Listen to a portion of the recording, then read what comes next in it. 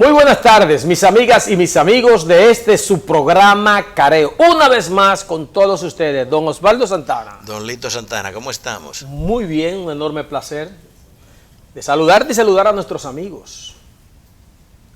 Hoy el programa comienza con una nota triste, una nota que ha consternado al país, un accidente terrible que ocurrió en la zona turística del este, en un hecho muy lamentable en el que perdieron la vida dos personas, dos señoras, 14 gravemente heridos, 34 con algunas lesiones leves, y un punto coincidencial, imprudencia al parecer, no somos quien para juzgar, del conductor de este vehículo que causó esta situación con turistas, no por la condición de turistas, sino con personas que salieron de sus países, creo Osvaldo, Chile, Argentina, varios sudamericanos, Perú, a disfrutar después de quizás de algunas jornadas largas de trabajo en sus respectivas naciones, y se encuentran con este suceso, que es muy propio de nuestras carreteras y de nuestros conductores. La verdad que es muy lamentable este hecho. Sí, y lo más doloroso es que las contradicciones que están apareciendo. Primera versión de las autoridades es que el accidente se produjo porque el chofer trató de eludir a un camión y a un carro que se le atravesaron. Pero hay una testigo dolorosamente parte del acontecimiento en el bus que dice que no fue así. Que era que el conductor del bus iba a una alta velocidad en una carretera que va de Bávaro a Punta Cana, y de ahí su destino final era Bayahíbe, que no había por qué andar matándose, porque Bayahíbe está apenas a unos cuantos kilómetros, de ahí van para las islas ahora. Entonces esa gente que vienen a conocer a la República Dominicana se encuentran con en medio de una tragedia. Es una cosa, gente que hay dos muertos, pero también gente que se les cercenaron los brazos, una cosa horrible. Entonces, ¿qué van a decir en los países de origen de esos ciudadanos de este destino turístico tan conocido ya, Punta Cana, que es como si fuera una república aparte? Tú ves en el extranjero que promocionan a Punta Cana, a veces ni la asocian a República Dominicana. Entonces, con este hecho se repite una vez más la cuestión esta sobre los accidentes de tránsito. El Lito mismo, tú había escrito esta semana en un artículo en pronosticamedia.com hablando de cómo los accidentes eran una constante amenaza en las carreteras de la República, sobre todo algunos vehículos grandes que manejan con esta agresividad, que tú vas por un carril, ellos suelen ocupar el carril izquierdo, que no es el que le corresponde porque deberían andar por el derecho.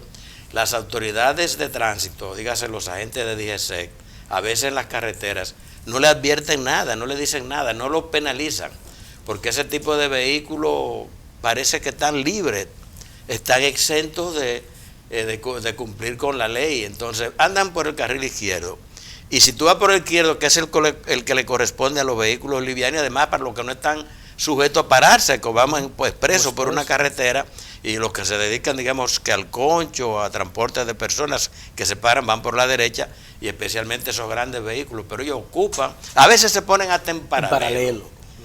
Por eso aparece la República liderando penosamente el mundo en materia de accidentes en proporción de habitantes país. Eso es muy penoso, triste por las víctimas y triste también por la imagen que proyectamos aquí. Pareciésemos la jungla, y no debe ser por una clase de ciudadanos insensatos que dañan vidas, dañan a personas, le alteran sus propósitos y dañan la imagen de la República. No sé qué es lo que van a hacer nuestras autoridades para tratar de someter a esos individuos a la ley, porque las leyes están ahí, la ley es muy clara sobre imprudencia en el conducir. Hay también otro componente, que no hablo específicamente de este caso, pero el alcohol es una constante. Drogas, aparecen tipos drogados manejando vehículos de cualquier tipo, transporte, incluso ahí por ahí sindicatos que han sometido a pruebas a sus miembros y aparecen elementos que consumen estupefacientes. Entonces, las autoridades deberían ser más estrictas para el cumplimiento y sobre todo de aquellos conductores que manejan vehículos pesados, vehículos grandes, sea de pasajeros o de carga, porque su impacto, sus accidentes son mucho más catastróficos. ¿Qué hacer? Yo creo que lo que tienen es que cumplir la ley y agotar, digamos, cuáles son las normas de tránsito, porque yo veo cómo se comportan, por ejemplo, los DGC frente a los ciudadanos que andan con vehículos de clase media y de privados. Son muy rígidos, sin embargo son muy flexibles con estos señores. Yo no termino de entender eso, porque tengo que mencionar también, aunque sea brevemente, eso hacia el sur de la República, en el tramo de la 6 de noviembre, eso está lleno de camiones cargados de grava, no es la primera vez que lo digo, y no están debidamente cubiertos, le dañan, botan muchísima arena, trozos de piedra que se levantan y se disparan contra otros vehículos, entonces le rompen el cristal delantero y pueden hasta provocar accidentes. ¿Quién regulariza eso? Dime, Lito. Es un tema muy serio. Quizás el Estado, el gobierno, las instituciones relacionadas debían sentarse a pensar en eso, en la cantidad de personas que resultan con heridas graves, muchos, como en este caso fallecidos, que hay registros, hay estadísticas. Quizás eso está matando más gente que cualquiera de estas enfermedades terminales. O no, que sin quizás, es así. Entonces, ¿por qué no sentarnos a diseñar un plan? En ocasiones Obras Públicas dice que está señalizando porque ven en parte de estos problemas por la falta de señalización o mal estado de nuestras carreteras. Un vehículo de esos grandes, por salirle a un hoyo, por hacer un zigzag, termina virado en la pista o atropellando a una persona que esté en el paseo o a un vehículo que esté estacionado. En fin, son tantas cosas, pero yo no veo que eso está en ningún esquema de protección a la ciudadanía. Es un tema que hay que sentarse a analizarlo, porque no puede seguir así. Tiempo de la pausa, regresamos en breve con más en Careo.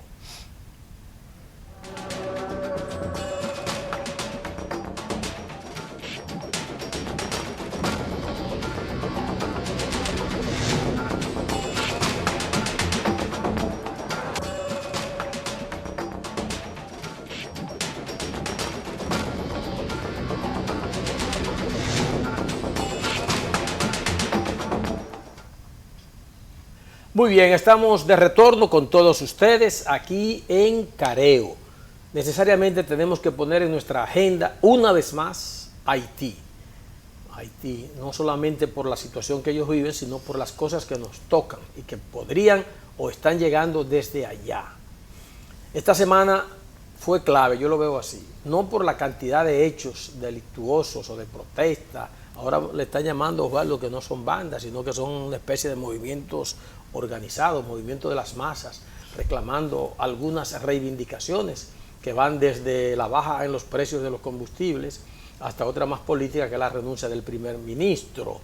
Pero sigue siendo un problema en Haití que no se le ve salida cercana. Pero han ocurrido algunos detalles interesantes en esta semana, Osvaldo. El primer ministro llamó a los países más cercanos a ellos y a la Organización de las Naciones Unidas a que acudan en su ayuda. Es un llamado que no se había hecho con esa formalidad. Vengan y creen, aunque sea un cordón humanitario, le llaman ellos, pero en Haití no puede haber un cordón humanitario. Para el acceso al combustible y a los hospitales. Sí, eso tiene que ser a base de fuego, porque una patrulla de la policía o un comando o un ejército, lo que usted quiera decir, en Haití todo es así, trató de liberar la autopista del secuestro en que lo tienen, no sé si decir banda o líder revolucionario. Esas son bandas criminales. Bandas criminales. Y no pudieron, Osvaldo. Y fueron hasta con tanquetas, fueron con vehículos blindados. Y ese Tú dices el acceso a los depósitos para de liberar el acceso a los combustibles, que lo tiene bloqueado el señor Barbecue, se hace llamar.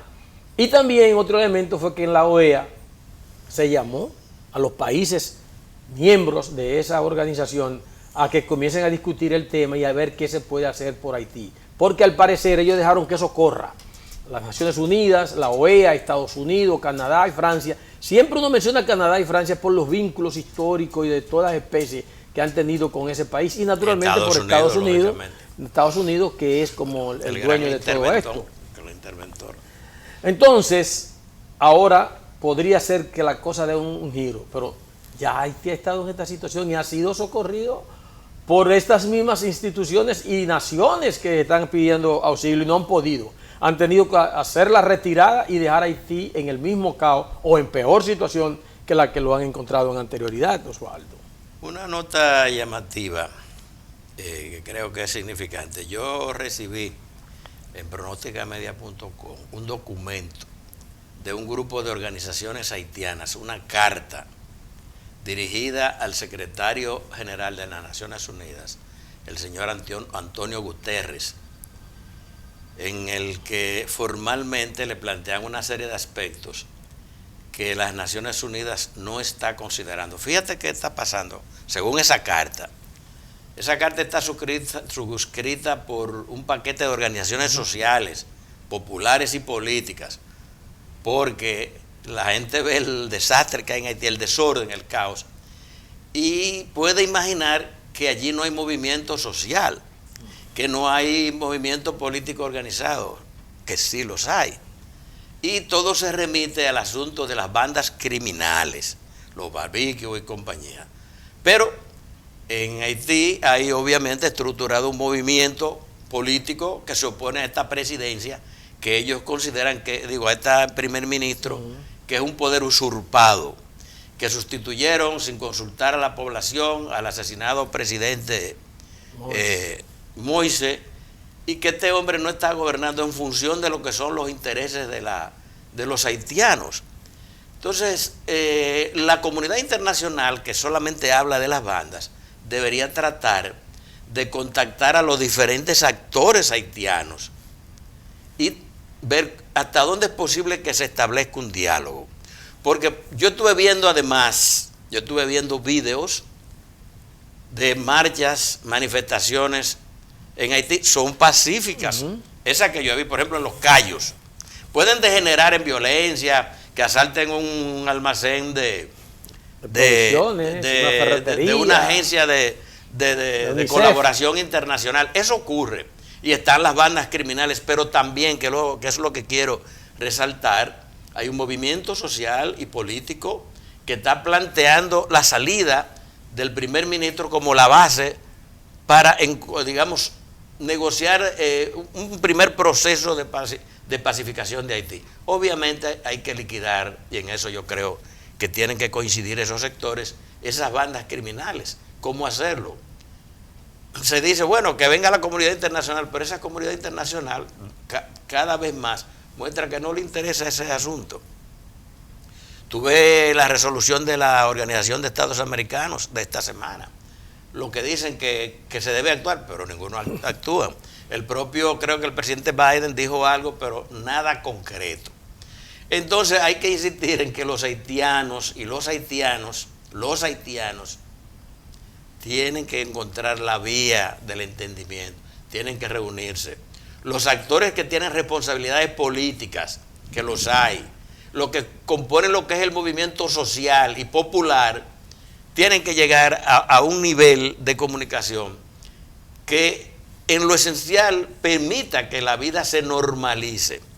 Lo de la banda tendrá, ¿verdad? Las bandas tendrá su momento, tendrán que ser confrontados por alguna forma, y los organismos internacionales, si de alguna forma pueden ayudar, tendría que ser necesariamente comenzando por esos grupos que, dicho sea de paso, dicen no operan al margen del poder las bandas, dicen que están vinculadas a actores del gobierno y a elementos de la policía, que también tienen vínculos o relaciones con el poder mismo, pero eso no lo ven. De modo que los organismos internacionales, cuando hablan de Haití, también tienen que pensar que allá hay una población, como en cualquier parte del mundo, que hay actores sociales y políticos, gente que tienen su visión acerca de lo que debe ser Haití y el futuro de esa nación. En pocas palabras, que hay que considerarlo como una nación, aunque sea un estado fallido, aunque no tengan capacidad para gobernarse, pero que allí existen entes sociales que deben ser considerados para ver cómo se encara el drama de esa nación. Tiempo de la siguiente pausa comercial. Cuando regresemos tendremos más comentarios aquí en Careo.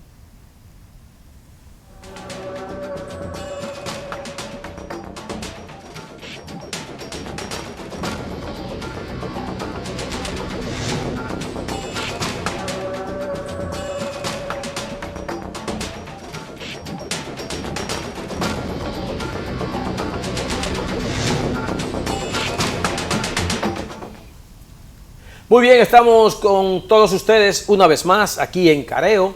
Y entonces hay una situación interesante que se está dando al interior del Partido de la Liberación Dominicana, el PLD, partido que apenas hace 2 años... Ahora, Lito, déjame interrumpirte. Yo sé que tú estás enfocado en hacer el análisis del PLD, pero hay que señalar, para que también se tenga una comprensión mayor, aparte del drama, del problema de los combustibles, el desabastecimiento general de alimentos, la pobreza total cada vez más aguda de Haití. Está el cólera, ya van 7 muertos. Es decir, señores, los hospitales hay que hacer algo por Haití. Desbordándose ya los hospitales. Pero vamos al PLD. Sí, no, el 16 de este mes, de octubre, no sé cuál fue el genio que se inventó en ese partido, hacer una consulta previa a la consulta que debía hacer en el mes de octubre del 2023, que es lo que establece la ley, para la selección de los candidatos presidenciales, congresuales y municipales, incluso a pesar de la cercanía que tendrían las elecciones en febrero del 2024. Y se inventaron una especie de consulta para el próximo 16. Hay varias cosas ahí que no están debidamente definidas porque eso no está en la ley. Ya eso es la semana que viene. Sí, no está en el marco de la ley, y en el PLD, un partido que acaba de fraccionarse en el 2019, podrían haber cosas que, como todo en la vida, podrán salir a las mil maravillas, pero podrían haber algunos elementos, Osvaldo, que le harían daño a ese partido. Por ejemplo, ellos hicieron una visita a la Junta pidiendo que la Junta le dirija eso, le ayude, porque ustedes saben que al interior de los partidos, sobre todo al interior de ese partido, no hay confiabilidad en lo que son los procesos internos dirigidos por ellos mismos. Pero la Junta le dijo que para esta ocasión no podía complacerle porque que hay un mandato de ley que está establecido para octubre del año anterior a las elecciones. Sí, que están fuera de la legalidad y en tal virtud ellos no lo pueden acompañar. Sí, pero le prestaron los equipos. Bueno, porque el rol de la Junta Central Electoral es ayudar a los partidos lo más que puedan sin transgredir los parámetros que le ponen las leyes. Entonces ahí tiene el asunto. Hay 5 competidores, 6 competidores, perdón, sí, con 3 mujeres y 3 hombres. Pero la mayor proyección que se está dando es en 3. Está Abel Martínez, Margarita Cedeño y está también Francisco Domínguez Brito, que están como luchando, según uno ve en la población, son situaciones internas, Osvaldo, pero de eso ha desbordado todo lo que son los movimientos de selección interna para una elección de tipo primaria.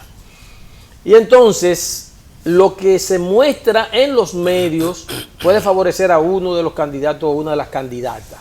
Pero eso siempre va a ser relativo porque es una consulta que ya el partido ha llamado a decir que no puede votar nadie que esté en el padrón de otro partido, lo cual es prácticamente inexistente en República Dominicana. Ni siquiera la Junta puede tener un control de eso, porque la gente se va inscribiendo donde lo van llamando. Y al final es que se hace una depuración para ver si tú estás 2 veces en uno y te queda nada más con el último en el que te inscribiste. Eso es lo que lo establece la ley. Pero eso tampoco nadie lo puede predecir. El otro elemento es que no hay garantía, Osvaldo, de que la candidatura seleccionada sea la única para el mes de octubre del 2023. Porque la Junta ha establecido que ese es un acto, una actividad extemporánea y que no cohíbe de sus derechos a ningún aspirante que incluso dentro de esos 6 que están ahí, si tú sientes que pudiste tener mejor desempeño, cuando convoquen a oficializar, sea por convención, por encuesta, por consulta similar, al candidato o la candidata a seleccionar ahora el 16,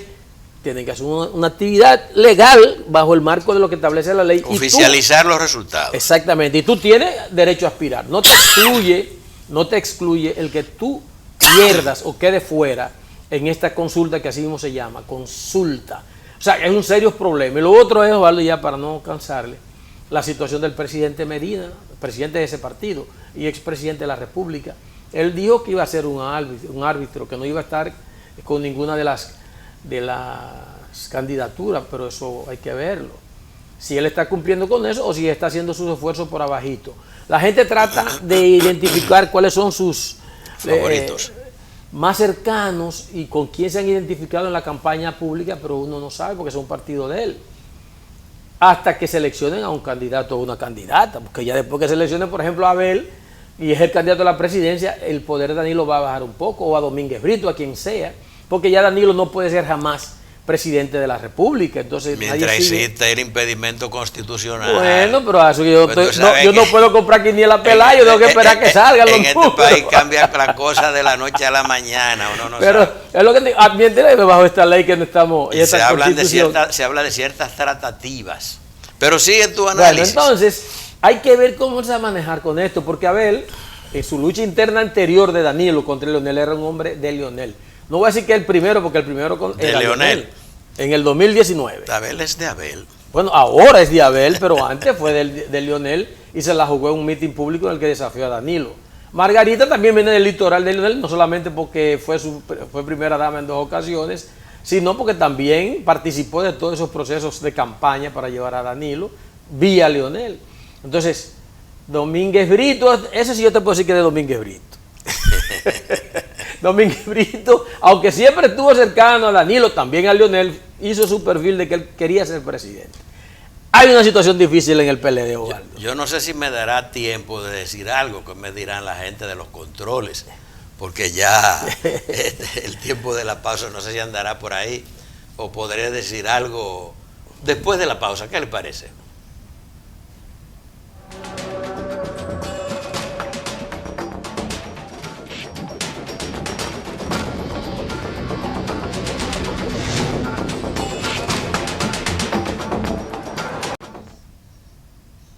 Saludos amigos, seguimos aquí en Careo.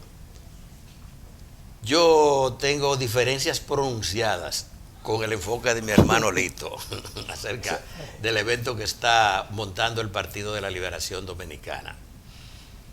Yo creo que ellos están haciendo lo necesario y creo que él te hablaba, yo creo, con un sentido, ¿cómo pusiera la palabra más adecuada? Con ironía, el asunto del genio que se inventó esa consulta. Yo creo que fue una idea genial y de verdad lo creo. ¿Por qué? Porque eso surge cuando el PLD estaba sufriendo un grave proceso de corrida de dirigentes del partido hacia la fuerza del pueblo. Y algunos incluso que le habían ofrecido canonjías, alcaldes y cosas así, para el partido de gobierno. Entonces había que detener eso y generar un estado de confianza en el partido que envolviera a las bases y a los dirigentes en una suerte de proceso de competencia. Pero antes, no sé si recordarán los amigos que nos siguen, Lito, el PLD agotó un proceso convencional ordinario, creo que la 9ª convención Vidó Medina, José Joaquín Vidó Medina, en la cual el partido ratificó al presidente Danilo Medina como su presidente del partido, al expresidente Medina, y al señor Mariotti como secretario general, y se renovó el comité central y lo mismo que el comité político. Es decir, las fuerzas danilistas se reagruparon en su partido, era necesario. Y para coronarlo, se inventaron esa consulta, porque imagínate que ellos estuviesen en un estado de indefinición, que yo no diría de indefensión, pero sí de indefinición de aquí hasta el próximo octubre del año que viene. Podía ser la debacle. Entonces el que se inventó esa fórmula, que como tú señalas, sí, puede estar al margen de la ley, pero tú sabes que las cosas se arreglan. Y eso fue un arreglo político que la Junta no ha podido concluir en que es ilegal. Lo está legalizando cuando le presta los equipos electrónicos para la votación. Entonces ellos están ganando un tiempo, se están ganando un año, están adelantando el proceso de selección del candidato. No es verdad que en octubre va a venir un tipo por ahí, de que no, hay que hacer la convención y yo soy candidato. Puede ser que cualquiera se inscriba, pero yo entiendo que esa consulta de ahora, del próximo 16 de octubre, fue negociada. Fue un pacto acordado entre los dirigentes y los órganos del PLD. Y ellos van a agotar su proceso. Van a elegir a uno de ellos. Uno espera que eso ocurra normalmente. Ahora, si hay dificultades, también, si tienen dificultades, también es una ventaja porque las resuelven muy temprano, antes, y van a salir entonces a resolver todos sus asuntos y van a salir con una persona que lo va a liderar porque ellos tienen una situación difícil. Ellos no tienen una figura como Leonel para decir que algunos de sus dirigentes han tenido que admitir, bueno, que para competir con Luis Abinader no es cualquiera, ni con el mismo Leonel. Aunque en las pasadas elecciones se confrontaron una persona que no era un político profesional como Gonzalo Castillo, Abinader y Leonel. Pero la verdad es que se necesita determinada figura y en todo caso hay que construirla. Y ellos la están construyendo. De eso se trata. Entonces, yo creo que ellos van a escoger a alguien que es muy simple. No lo van a elegir, van a hacer una consulta. La consulta va a decir quién sacó más votos. Perdón, y por default, ese va a ser el candidato. Y tendrán que apoyarlo todos, que es también un compromiso. Se tienen que apoyar todos entre sí. Y es inteligente, en consecuencia, lo que han hecho. Porque lo coloca en condición de pelear.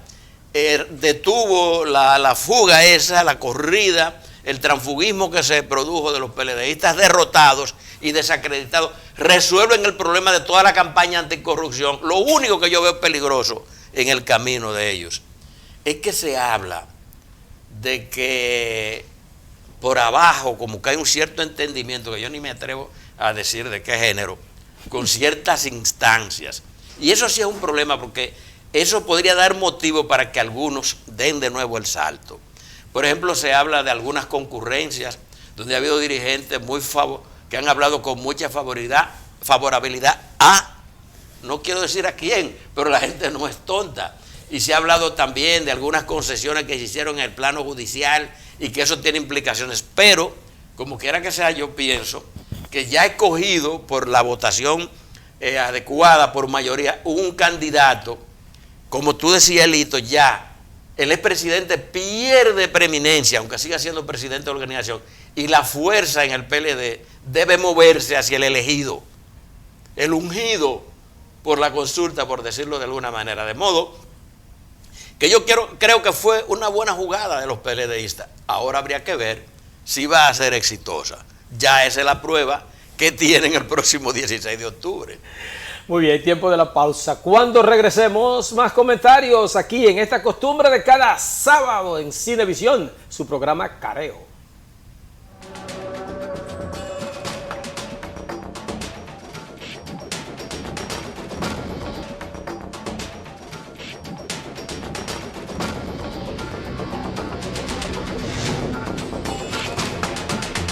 Muy bien, de retorno con todos ustedes aquí en Careo. Bueno, Osvaldo, Brasil. No, espérate, el programa se va a acabar, pero no es verdad que esto se va a acabar sin que tú me hables de mantequilla. ¿Tú sabes qué es mantequilla?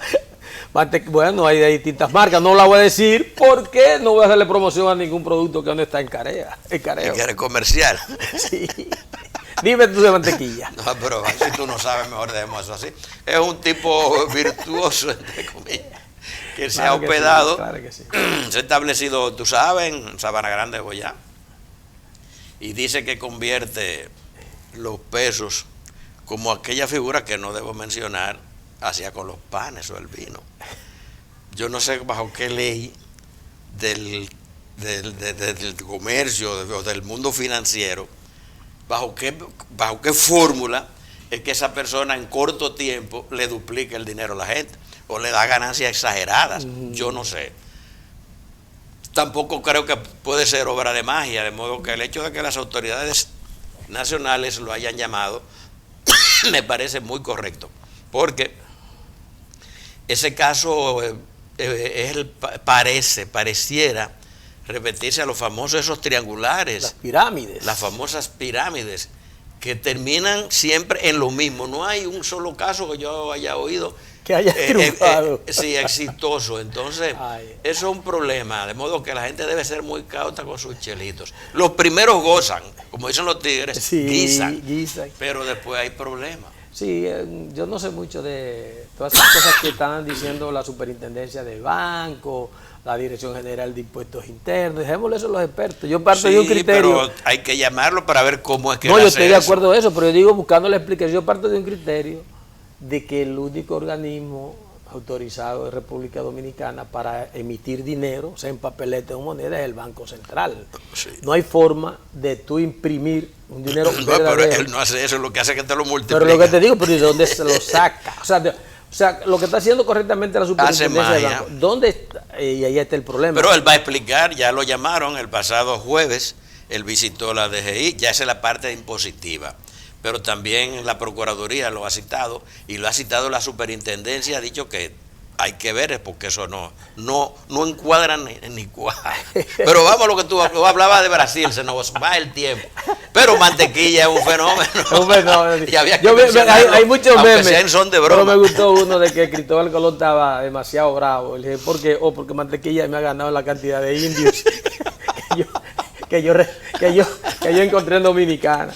Bueno, son muchas cosas de esas. Pero ese hombre no va a terminar bien porque es lógico, no puede ser. Bueno, te decía de Lula. Y Jair Bolsonaro, sí, los dos. Pero en el caso de Lula, porque Lula es el hombre que viene de una prisión, o sea, eso tiene una simbología, Osvaldo, sí. Viene de una acusación bárbara contra él, que lo llevó a la cárcel siendo un expresidente. Se dice que el mejor valorado en Brasil en su momento y uno de los hombres más influyentes en el mundo en el momento en que fue presidente, porque llevó esa economía. Brasil siempre es grande y fuerte, pero había una marginalidad muy grande, y llevó esa economía en cuestión de primero 4, después 3 años más, a encumbrarse en lo más alto, y de repente está preso, con cosas que fueron ya conocidamente fabricadas, y se atrevió a lanzarse otra vez a la presidencia. Él pudo haber estado en las elecciones anteriores, pero ese plan lo llevó a la cárcel y no pudo. Y la gente lo estaba pidiendo. Exactamente. Entonces, ganó con un 48, me acordé de Peña Gómez, Osvaldo, 48.7% en la primera vuelta. Le faltó un punto y tanto para sobrepasar. Pero la sorpresa era que todas las encuestas daban a Jair Bolsonaro con un 34%. Y de repente remontó prácticamente 9 puntos, como una verdadera amenaza para Lula. Nadie lo imaginaba, porque él, con su ultraconservadurismo, estuvo apostando a denunciar a Lula como no creyente en Dios, que Lula tuvo que hacer una confesión de que él sí cree en Dios. Y lo mismo atacó fuertemente con la alta corrupción que hubo en el gobierno de Dilma Rousseff y en la administración de Lula. Por ejemplo, Odebrecht fue un escándalo. Entonces, ¿qué va a hacer Lula en esta segunda vuelta para establecer diferencias? Lula no presentó programa de gobierno. Hay quienes lo critican, dicen que eso fue un error, y afirmó su campaña. Eso debe servir de experiencia a algunos expresidentes que vuelven al ruedo, en que la gente sabe que en mi gobierno se sabe cómo fue y que soy una garantía de gobernabilidad. Pero los tiempos han cambiado.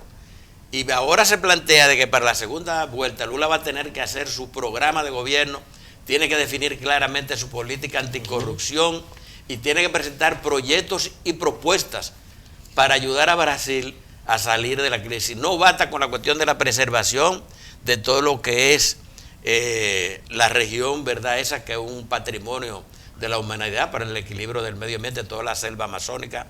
No basta, ¿verdad?, con volver a los programas sociales de los trabajadores y, digamos, vivir lo que fue ese periodo de bienestar durante Lula. No, hay que ir más allá.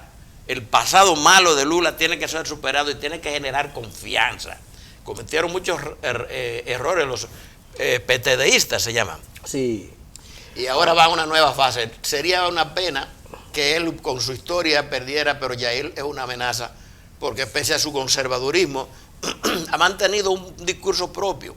Se ha identificado con Trump, con la ultraderecha internacional y sin embargo en esta crisis de Ucrania Rusia ha mantenido un cierto equilibrio y ha evitado condenar a Rusia. Es extraño el comportamiento de este hombre, pero Lula no puede confiarse, es una verdadera amenaza y si no se apura puede perder la próxima segunda vuelta. Es así. Creo, Osvaldo, que hay un detalle interesante en este caso.